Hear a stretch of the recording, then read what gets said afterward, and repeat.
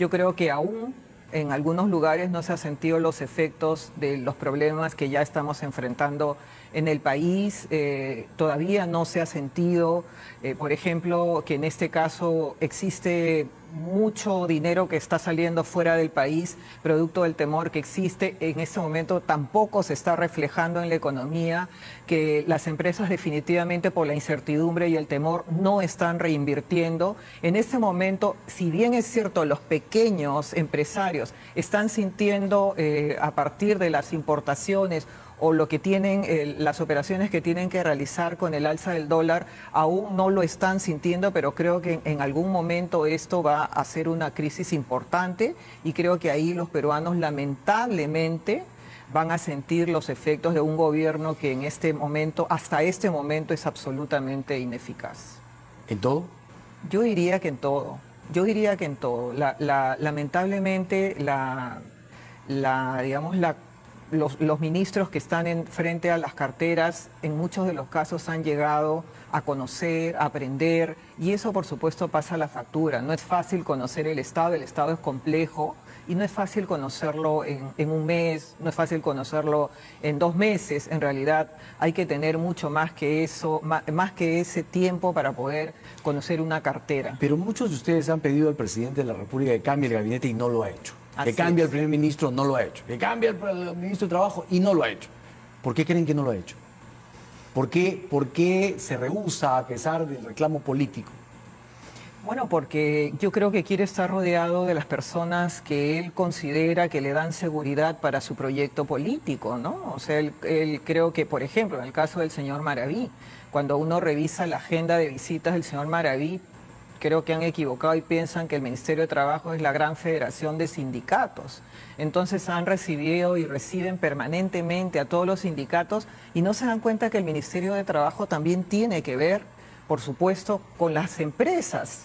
Entonces hay un gran problema ahí de enfoque, hay un problema de manejo político también, y creo yo que ese tema, por ejemplo, tiene que modificarse. O sea, tienen que darse cuenta que están gobernando para todos los peruanos sin excepción. Ahora, el presidente, y paso a un tema internacional, porque el presidente ha dicho en México que el Perú tendrá relaciones con todos los países sin discriminación alguna. ¿Eso cómo le suena? Bueno, que hay países con los que definitivamente tendríamos que cuestionar las relaciones de Perú con ellos, ¿no? Uno de ellos, por supuesto, es Cuba y Venezuela, y Nicaragua, donde definitivamente hay claras violaciones a los derechos humanos, donde la democracia no existe. Entonces, la verdad, yo sí pondría en esos casos ciertas reservas, como lo han hecho otros presidentes, como el de Uruguay y Paraguay, ¿no? Que de manera muy frontal, abierta y sincera han hecho un deslinde absoluto de ese tipo de gobiernos. El tema de la cuestión de confianza ha sido severamente criticado por el ministro de Justicia. Ha dicho que ustedes no pueden hacer una interpretación auténtica porque les va a pasar lo mismo que a los ministros en la época del fujimorismo, ¿no es cierto? Durante el gobierno fujimorista y la interpretación auténtica. Y que esto es el primer paso para buscar la vacancia. ¿Qué le contesta el ministro? Bueno, que la mayoría de personas, de congresistas de Perú Libre en sus intervenciones, igual que el ministro, equivocan los temas, ¿no? Ellos no sé por qué hacen tanta alusión y tanta mención a la vacancia, cuando nada más alejado de la realidad. No está como una posibilidad en la agenda del Congreso. En absoluto, en absoluto. Nosotros lo que hemos hecho acá, lo que hemos hecho es evaluar los proyectos de ley que se han presentado, los 4 primeros proyectos de ley que casi llegaron al Congreso y a la Comisión de Constitución, y lo que se ha hecho es evaluar el retornar al equilibrio que se perdió durante el tiempo del señor Vizcarra, con los presidentes del Consejo de Ministros Villanueva y Salvador del Solar, que presentaron con interpretaciones inusuales de constitucionalistas en ese momento, que asesorados por ellos presentaron e hicieron cuestión de confianza sobre reformas constitucionales que nunca antes en la historia del país se habían hecho. Pero esa no, ¿no es una forma de blindarse el Congreso? No, de ninguna manera. En todo caso, no equilibrar las cosas con la vacancia. La reforma constitucional es una figura, digamos, es una iniciativa que la puede presentar, por supuesto, el presidente de la República, así como otras instituciones, organismos que señala la Constitución, pero lo que no puede es hacer cuestión de confianza sobre eso, en la misma forma en que no puede observar tampoco las leyes de reforma constitucional. Y eso lo ha dicho el Tribunal Constitucional. El Tribunal ha dicho que el Congreso ha abierto, con esas presentaciones de reforma constitucional, ha abierto la posibilidad de que se pueda presentar reformas y hacer cuestión de confianza sobre ellas. Entonces quiere decir que eso efectivamente antes estuvo cerrado, como bien efectivamente ocurrió, porque durante los años anteriores nunca se hizo cuestión de confianza de eso. Pero ustedes no tienen temor de que se cierre el Congreso, de que se utilice la cuestión de confianza para cerrar el Congreso. Nosotros lo que tenemos temor, y creo que no solamente los congresistas, sino todos los peruanos, es que no se respeten las instituciones. Yo creo que las instituciones están hechas para ser respetadas, y cuando uno va, por ejemplo, a la lectura de lo que constituye, de lo que significó el espíritu de la Constitución en la Constituyente del año 93, uno se da cuenta que las instituciones del Estado, que el sistema democrático tiene que ser preservado, y para eso es que en este caso tenemos que retornar las cosas a la situación en la que estuvieron antes de que ello ocurriera de manera indebida, porque así lo ha dicho el propio tribunal, ha dicho que es una práctica inusual, una práctica indebida. Claro, pero para muchos esto fue muy rápido, porque justamente lo que temían era que, tal como lo dijo el primer ministro, con cualquier censura o cualquier interpelación hiciera cuestión de confianza y le cerraran ustedes el Congreso. ¿Se apresuraron por eso, para evitar que hubiera esa posibilidad? Las posibilidades de que se haga cuestión de confianza de parte del Ejecutivo, del presidente del Consejo de Ministros, existen. Respecto a la política general del Estado, respecto a la política sectorial, excepto las reformas constitucionales, que eso estuvo cerrado siempre. Entonces es simplemente retornar al equilibrio fino que siempre debió existir y que no se debió romper. Antes de la reforma de la Constitución, otras preguntas para respuestas muy concretas. ¿Buscará usted que se apruebe la bicameralidad? No lo hemos considerado. Pensamos de que debemos de convocar a un grupo de trabajo de especialistas y congresistas para tratar la reforma política. ¿Entre ellas la bicameralidad? Entre ellas la bicameralidad. Pero lo que se ha discutido en estos días es que, al contrario, ustedes querían retroceder en la reforma política al anular las primarias en los partidos. No, ese es un tema muy importante y le agradezco que lo tome, porque en este caso había un paquete respecto a plazos y respecto a las primarias abiertas y obligatorias, que no son las elecciones internas de los partidos. Eso es importante decirlo. Por primera vez se iba a aplicar, o se va a aplicar, porque finalmente el dictamen no fue aprobado, por primera vez se va a aplicar la posibilidad de que 25 millones de personas vayan a elegir a los candidatos de los partidos políticos, pero lo que se señalaba en plena pandemia. Pero lo que se señalaba era que justamente con la excusa de la pandemia, ¿no es cierto? Lo que se quería era evitar eso. De ninguna manera. Y rechazo absolutamente esa estigmatización de que es la contrarreforma. En este dictamen lo que se decía es, lo que vamos a hacer definitivamente es suspender por esta vez, porque definitivamente quien milita en un partido político sabe que durante este tiempo de pandemia los partidos políticos no están haciendo vida partidaria normal.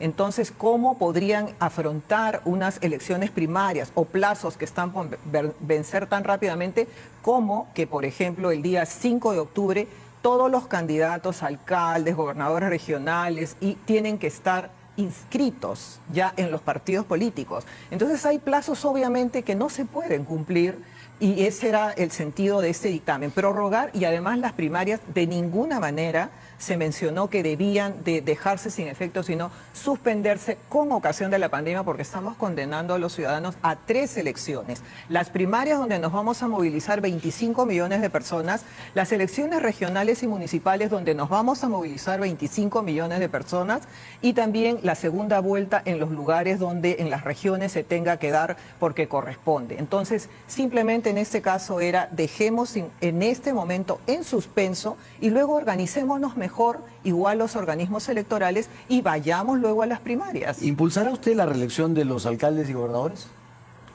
No es, digamos, no es un tema que hayamos tratado, depende de, o sea, no es mi decisión, yo no soy la que tomo las decisiones. Pero usted es la que puede medir la temperatura en la comisión. En este caso, por ejemplo, aprovecho solamente este momento para decirle que en el caso de la cuestión de confianza, hemos sido todas las fuerzas políticas las que hemos participado.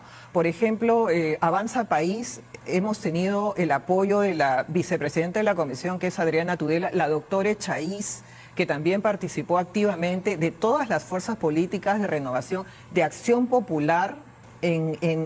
Todos en general votaron a favor de esto, y también Alianza para el Progreso y Renovación Popular. Entonces toda esta fuerza, toda esta conjunción de fuerzas políticas hizo posible, y además también aclaro un tema: no es una ley de interpretación, es una ley de desarrollo constitucional que ha ido también con 66 votos, y eso nosotros lo hemos pedido. Muy bien. Que la valla sea superior. ¿Pero a usted le parece que debe haber reelección para gobernadores y alcaldes? Mire, yo, como le digo, espero que sea alguna iniciativa que se presente. Pero usted, yo lo evaluaré en su momento. Yo no quiero adelantar opinión, porque obviamente a mí me va a tocar dirigir el debate. Entonces no me va a contestar si le pregunto por la reelección de congresistas.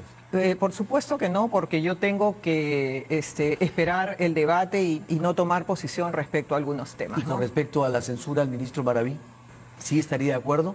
¿Cree que toda esta conjunción de fuerzas que ahora le ha ayudado también estará para censurarlo? Yo creo que lo del ministro Maraví es grave, y yo creo que el presidente de la República ha debido de tomar la decisión hace ya mucho tiempo de separarlo de la cartera. ¿Debe separarlo de trabajo. antes de la interpelación? Yo creo que si es sensato lo debería de hacer. ¿Y si no, lo van a censurar? Yo soy solo un voto. Muy bien, ahora, rápidamente, se han presentado dos proyectos para la reforma constitucional. Una del 206 para incluir la Asamblea Constituyente, y otra para una cuarta disposición transitoria que justamente ordene al presidente convocar a un referéndum para que pregunte si quiere una Asamblea Constituyente. ¿Cuál será el trámite? ¿La van a admitir ustedes? ¿Está usted de acuerdo? Todas las iniciativas tienen que ser, si son de reforma constitucional, derivadas a la Comisión de Constitución. Por supuesto que se le tiene que dar el trámite que corresponde, como a todas sin excepción. Se tiene que abrir el debate, se tiene que convocar a los especialistas para que expliquen cuáles son las posiciones, a los proponentes para que expliquen cuál es el sentido. Por supuesto que vamos a abrir el debate y vamos a tomar una decisión en el Pleno de la Comisión de Constitución, y luego tendrá que pasar al Pleno para el debate, por supuesto. Ese es el camino que corresponde. Si le pregunto si usted está de acuerdo o no, ¿me va a contestar? ¿Sobre qué, perdón? ¿Sobre estos proyectos? Bueno, no puedo decirle si estoy de acuerdo o no. Lo que sí sé es que la Constitución, en el artículo 206, y ese es un hecho real, establece cuál es el camino para una reforma. Pero justamente lo que quieren es la modificación del 206. Claro, yo lo que señalo es que el camino para la reforma de la Constitución está en el artículo 206. ¿Usted no admite el referéndum? No, en la Constitución está establecido que puede haber la posibilidad de un referéndum. 31 y 32. Claro, lo que consideramos es que no se puede, por ejemplo, de ninguna manera considerar de manera o interpretar de manera aislada el artículo 32 de la Constitución. La Constitución admite una interpretación sistemática, una interpretación integral, y en consecuencia creemos que se tiene que interpretar en atención también al artículo 206. Ahora, algunos ministros vienen declarando su apoyo a la recolección de firmas. Para usted, esto es... Sí, me parece que es una falta que realmente siempre se ha considerado que los gestores públicos tienen que tener el principio de neutralidad. Este es un tema que viene de un asunto de campaña, de una campaña política, y creo que los ministros deberían de hacer bien en abstenerse de dar este tipo de impulsos a un proyecto en el que no necesariamente todos los peruanos están de acuerdo. ¿Usted está de acuerdo en que ha quedado al descubierto la simpatía del gobierno por Abimael Guzmán? La verdad es que fue sorprendente en el Congreso la defensa cerrada o digamos, en ese momento la defensa que se hacía, o mejor dicho, la abstinencia a votar a favor de la norma que presentaba la doctora Echaíz. Entonces, fue sorprendente ver cómo algunas personas, sabiendo lo que ha significado siempre Abimael Guzmán y el rechazo rotundo y absoluto que tiene de los peruanos, se hagan simplemente de costado, de la vista gorda y estén pensando de que es una persona que como todo ser humano tiene derecho a ser y que no debemos de entrar dentro de las competencias de otro órgano del Estado. La verdad es que fue sorprendente y desagradable y además muy revelador, porque pudimos ver realmente lo que piensa. Pero por eso, en una palabra, ¿usted cree que es un gobierno copado por el senderismo? Mire, yo le diría que en este caso en particular parecían las plañideras de Abimael Guzmán. Muy bien. O sea, fue muy penoso. Muy bien.